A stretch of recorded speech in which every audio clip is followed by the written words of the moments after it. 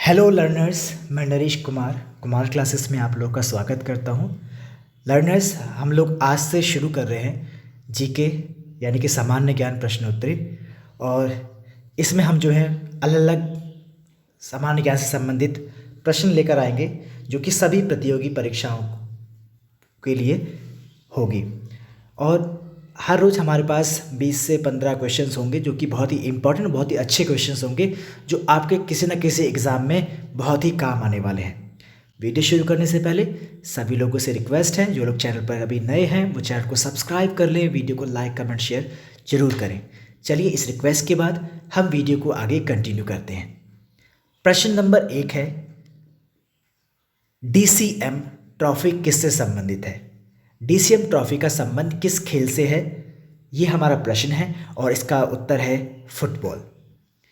Next question है प्रश्न number 2, कौन से मुगल बादशाह ने 15 साल निर्वासित होकर गुजारे थे? वो कौन से मुगल बादशाह थे जिन्होंने 15 साल देश से बाहर निर्वासित होकर गुजारे थे? तो वो थे हुमायूं।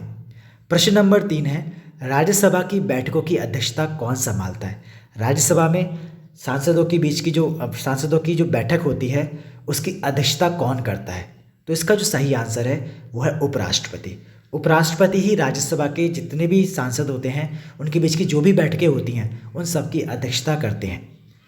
प्रश्न नंबर 4 है, महाराष्ट्र में सबसे ज़्यादा मात्रा में पाए जाने वाली मृदा का प्रकार कौन सा है?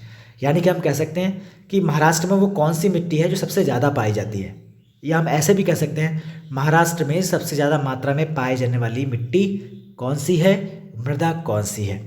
तो बहुत ही अच्छा आंसर है इसका काली मिट्टी। आपको पता ही है काली मिट्टी जो है महाराष्ट्र में बहुत ज़्यादा मिलती है और इस मिट्टी में बड़े अच्छी मात्रा में जो है प्रोडक्शन उत्पादन जो है कपास का होता है, कॉटन का होता है। चलिए प्रश्न नंबर 5 की तरफ बढ़ते हैं। बाल फिल्म समिति का मुख्यालय कहाँ स्थित है? भारत में एक समिति है जो कि बाल फिल्म से संबंधित है, तो उसी के संबंध में ये क्वेश्चन है। उसमें पूछा है हमसे बाल फिल्म समिति का मुख्यालय कहाँ पर स्थित है? तो इसका जो सही उत्तर है वो है नई दिल्ली। बाल फिल्म समिति का मुख्यालय नई दिल्ली में स्थित है। प्रश्न नंबर 6 स्वर्ण मंदिर से संबंधित है। इसमें हमसे पूछा है कि स्वर्ण मंदिर का निर्माण किन्होंने करवाया था? वो कौन से व्यक्ति थे, वो कौन थे जिन्होंने स्वर्ण मंदिर का निर्माण कराया? अब बहुत से लोगों को जो है स्वर्ण मंदिर के नाम से डाउट हो जाएगा कि ये क्या है।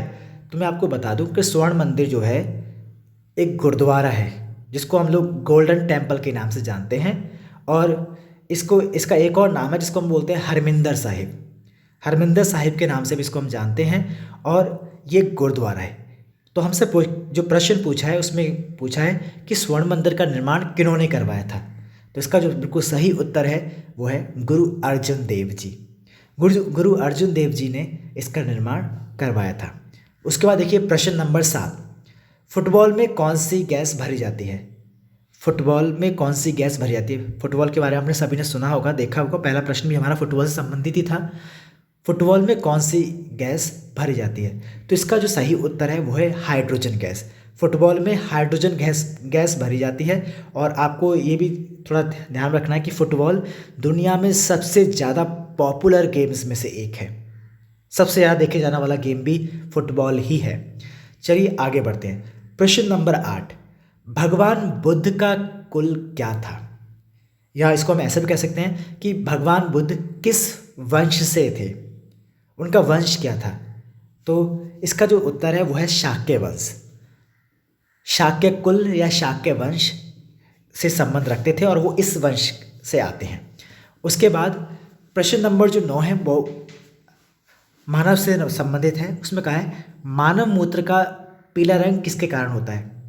जो मानव के द्वारा जो मूत्र विसर्जन किया जाता है उसमें आपने देखा होगा, कभी कभी आपको भी ये चीज़ देखी होगी कि मूत्र का जो रंग है वो पीला दिखाई देता है। तो हमसे रीज़न पूछा है, कारण पूछा है कि किस वजह से ये पीला दिखाई देता है। तो उसका जो सही आंसर है वो है हमारा यूरोक्रोम के कारण मानव का जो मूत्र होता है उसका रंग पीला होता है। प्रश्न नंबर 10 अगर हम देखें वो है सूफी संप्रदाय किस धर्म से विकसित हुआ है? सूफी आपने सुना होगा सूफी समाज से संबंधित ये प्रश्न है। उसमें देखिए इन्होंने कहा है कि जो सूफी संप्रदाय है वो किस धर्म से विकसित हुआ है। तो इसका जो सही उत्तर आपके सामने ही है, उसमें कहा है इस्लाम धर्म। सूफी संप्रदाय का विकास इस्लाम धर्म से हुआ है। अगला प्रश्न है प्रश्न नंबर 11, जो कि है लक्षद्वीप से संबंधित। लक्षद्वीप के बारे में आपको पता ही है कि लक्षद्वीप जो है भारत का एक केंद्र शासित प्रदेश है, उससे संबंधित ये क्वेश्चन है। लक्षद्वीप में कौन सी भाषा बोली जाती है? तो लक्षद्वीप में जो बहुत ही इम्पोर्टेंट जो भाषा वहाँ बोली जाती है वो है मलयालम। मलयालम के साथ साथ लक्षद्वीप में उर्दू और इंग्लिश लैंग्वेज भी बोली जाती है, ये भी वहाँ की बहुत ही पॉपुलर लैंग्वेजेस हैं। उसके बाद हम आगे बढ़ें प्रश्न नंबर 12 पर। त्रिपुरा में कौन सी भाषा बोली जाती है? वो कौन सी भाषा है जो कि त्रिपुरा राज्य में बोली जाती है? तो त्रिपुरा राज्य में बोली जाने वाली भाषा बांग्ला है। बांग्ला भाषा जो है यहाँ पर बोली जाती है। प्रश्न नंबर 13 हम देखें, अफीम का आपने जिक्र सुना हुआ कई बार, अफीम के बारे में सुना, उससे संबंधित ये क्वेश्चन है। वो हमसे कह रहे हैं अफीम को पौधे के किस भाग से प्राप्त किया जाता है?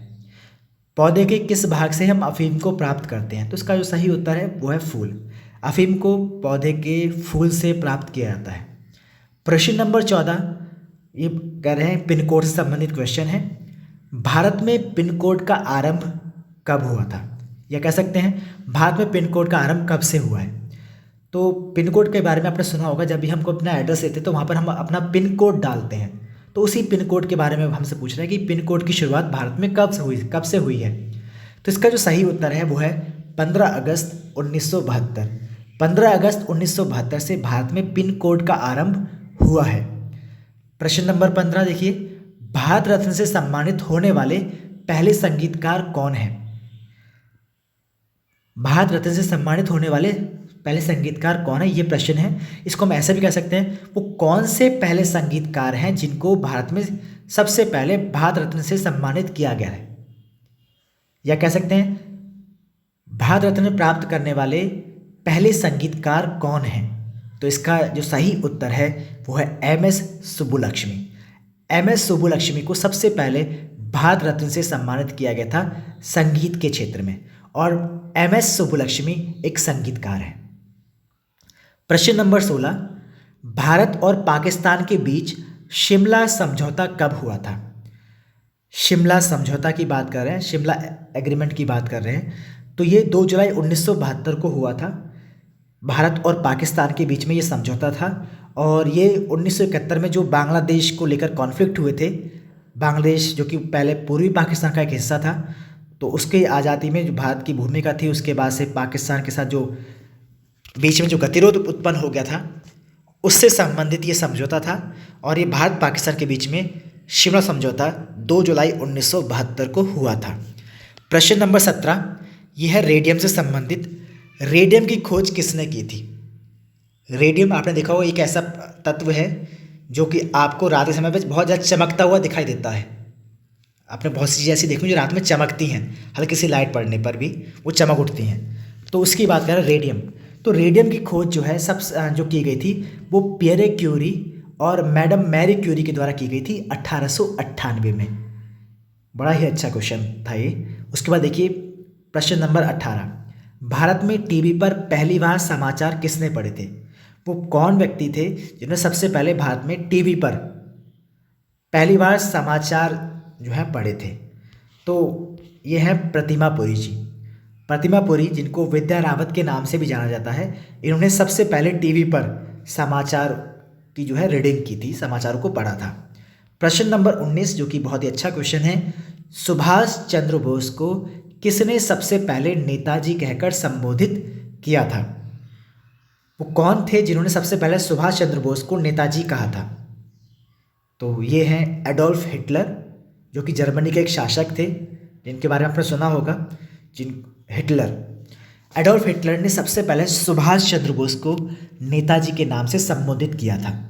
प्रश्न नंबर 20, इसरो का 100वां मिशन कौन सा था? पहले तो थोड़ा हमें पता होना चाहिए कि इसरो क्या है। इसरो भारत का ही एक ऐसा संगठन है, एक ऐसा ऑर्गेनाइजेशन है जो कि स्पेस अंतरिक्ष से संबंधित रिसर्च करता है, अनुसंधान करता है। इसरो की फुल फॉर्म, इसरो जो है इंग्लिश में ISRO से बना है और इसकी फुल फॉर्म है Indian space and research organisation, जो कि भारत की एक बहुत ही प्रोमिनेंट एजेंसी है जो कि अंतरिक्ष से संबंधित रिसर्च करती है, इसरो।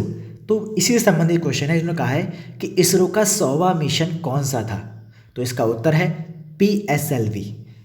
इसरो का 100वां मिशन PSLV था। इसी के साथ हम लोग इस वीडियो को ख़त्म कर रहे हैं। जो लोग चैनल पर अभी तक नए हैं, जिन्होंने अभी तक चैनल को सब्सक्राइब नहीं किया है, वो चैनल को सब्सक्राइब कर लें, वीडियो को लाइक कमेंट शेयर जरूर करें। आप लोग हमारे टेलीग्राम चैनल पर भी ज्वाइन कर सकते हैं, जिसका लिंक आपको ये दिया गया है। इसके साथ साथ मैं आपको डिस्क्रिप्शन में भी इस टेलीग्राम का लिंक दे सकता हूँ। आप जो है टेलीग्राम पर भी आप हमें ज्वाइन कर सकते हैं, वहाँ पर आपको ये सब चीज़ अवेलेबल हो जाएगा। चलिए इसी के साथ मिलते हैं आपसे नेक्स्ट वीडियो में। Thank you.